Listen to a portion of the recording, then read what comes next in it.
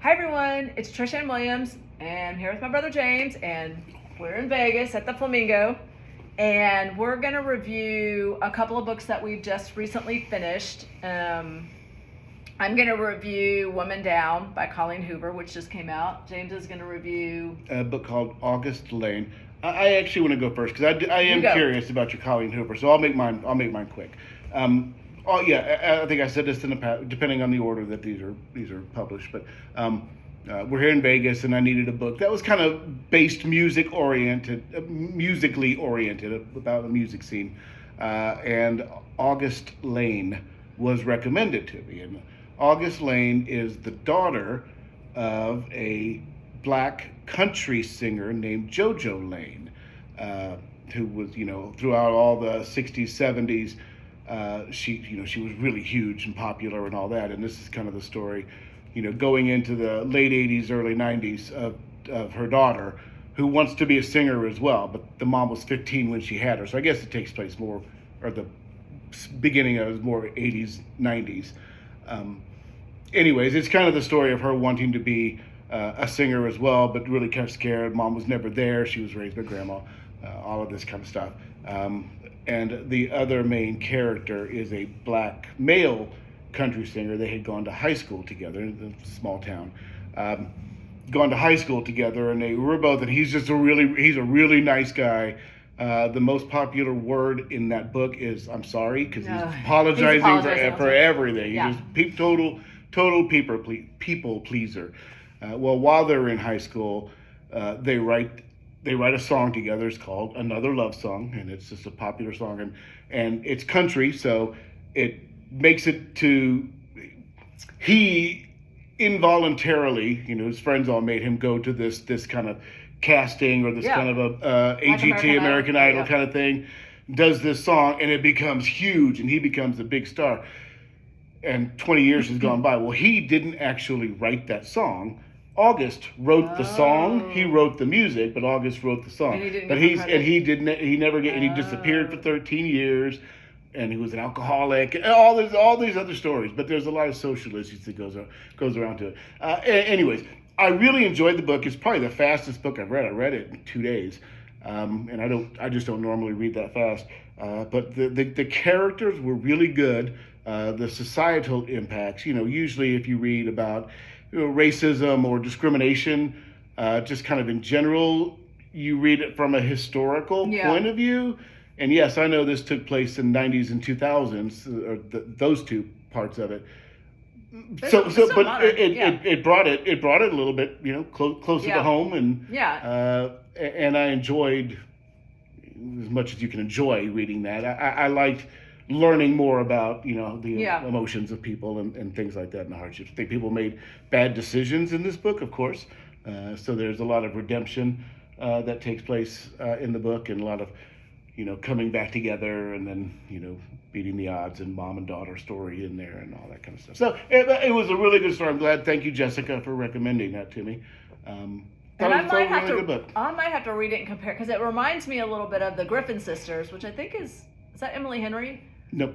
I don't remember who it is. It's somebody, but it's the same kind of idea where the mom becomes famous and the girl still sings, but she's afraid, and it's American Idol. I mean, it's not the same. It doesn't have the same racial overtones, obviously, but it feels like kind of the same. Feels kind of the same thing? Kind of the same story. I do wish there were a little bit more music. Mom was just inducted into the Hall. JoJo was just inducted into the Hall of Fame, and they were having a big congratulations concert. But there was controversy because she's black, and this is the country music, and come on, how can you? So and that's this was 2023 is when this was taking place. So it's all recent, because it goes back in time. It starts in when they're 2009, they're 12. So I guess whatever. It really is late 90s, 2000s into today. But anyways, I enjoyed the book. I do highly recommend it. I probably didn't give it a fair shot during this review, but and I do wish that there were a little more music in it. So, I mean, it was really more focused on the story of the people, which was fine. but I like to read about musicians Yeah. and things like that. You should read the Griffin Sisters So too. I'll put it on the list. We should switch those. The other option was the biography of Geddy Lee, which I really do want to read that. Yeah, yeah. Is that Rush? That's Rush, Yeah. yeah. But I decided I wanted to read the romancy kind of stuff first. So Okay. anyway, so that's mine. That's what I just finished. Okay. What am I going to read next? You I just Cussler. said the Clive Yeah. Cussler. Okay. Okay, all right, All go right. ahead. So I want to hear about this. All right, so I'll do a quick review on Woman Down. Colleen Hoover's new book came out in January. You know what? I'm not going to belabor it because I feel like this book has been critiqued and talked about a lot.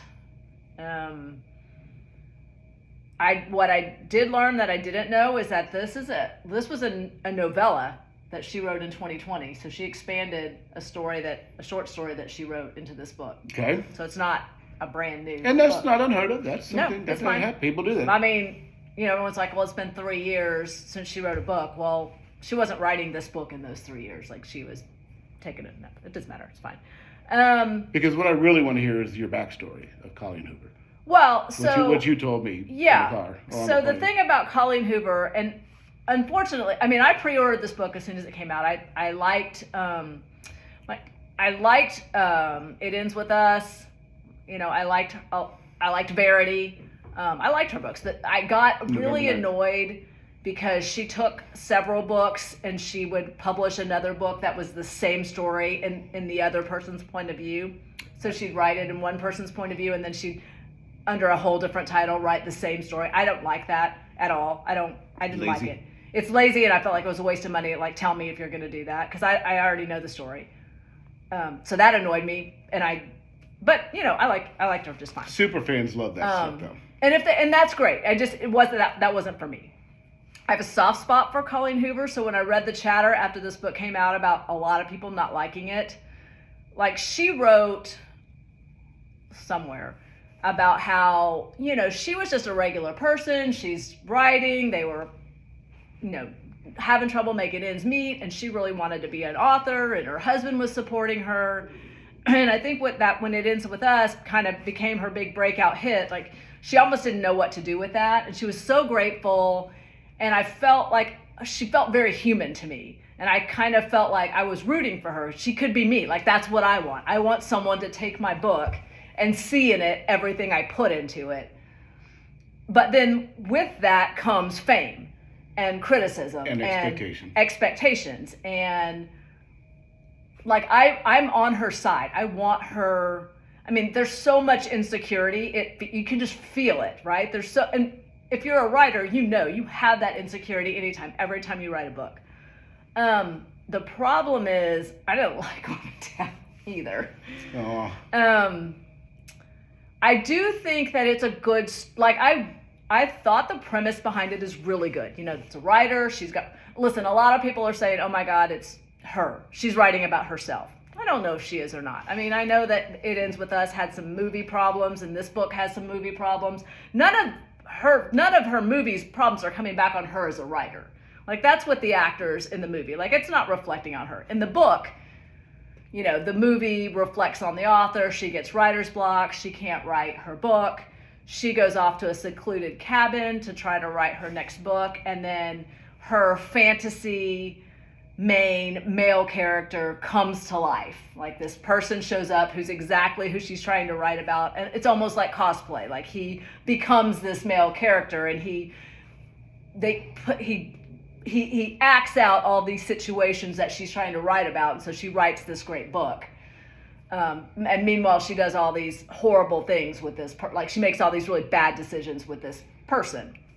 I think the premise is great. I don't hate that at all. I think that's fine.